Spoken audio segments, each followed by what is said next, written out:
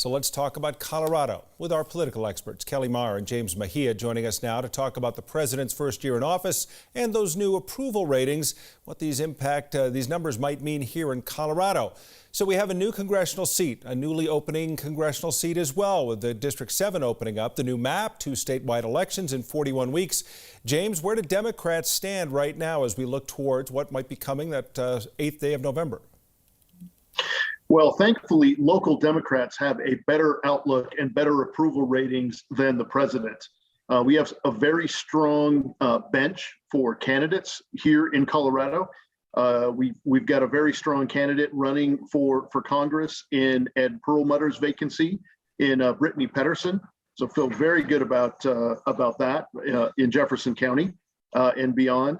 And in the 8th, I feel very confident that Democrats are in a very good position to capture the new congressional seat as well.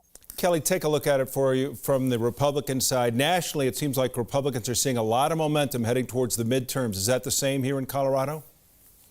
You know, I think the question is what Republican candidates are going to look like. And I think there are a lot of bright spots. Number one, we've seen Heidi Ganahl put up some really respectable fundraising numbers.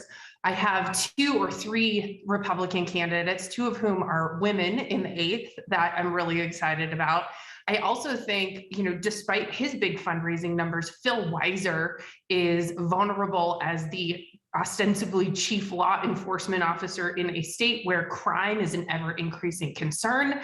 And, you know, in the 7th, we'll see who gets in, but I've heard some names that I'm pretty excited about as well. Secretary of State, also looking forward to that, and Treasurer. We have 2 really good announced candidates there. So ultimately, I think Republicans are in a great position to put up a real contrast.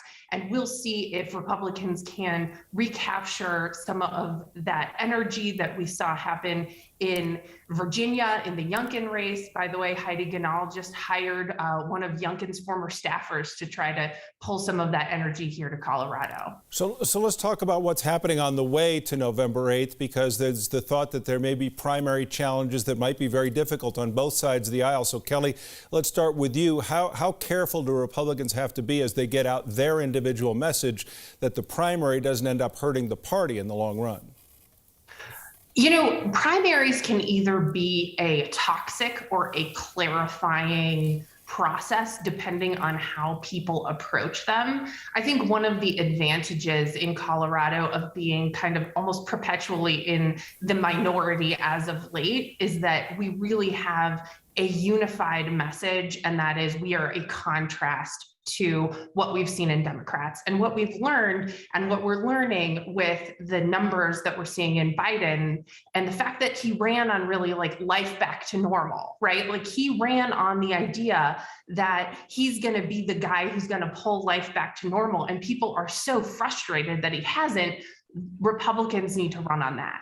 So, James, I want to ask you, the 5 months now before the Democratic primaries are run in state, do you see the primaries as Kelly was talking about, galvanizing, or do you see them as possibly divisive over for Democrats? Yeah, frankly, I see the Republican primaries as being more divisive in Colorado only. I would not make that same example around the country. But the primaries in Colorado are going to be swinging very far to the right for Republicans. For Democrats, I think they're going to be a little bit more unifying. Frankly, I think the competition within the party is healthier in the state for Democrats. I think the conversations and bringing it to a place that has given Democrats strength over the past several years is the kind of momentum we need to continue. And holding the majority of state offices and having very good prospects for the congressional seats, one open and one new, I think bodes very well for Democrats. So I actually welcome the internal competition.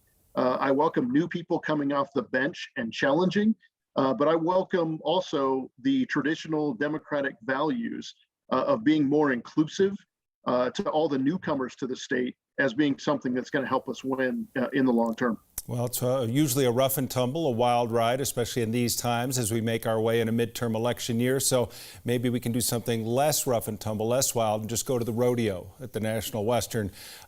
Kelly and James, it is always good to chat with you. We'll be chatting with you more along the way through this midterm year. Thanks again.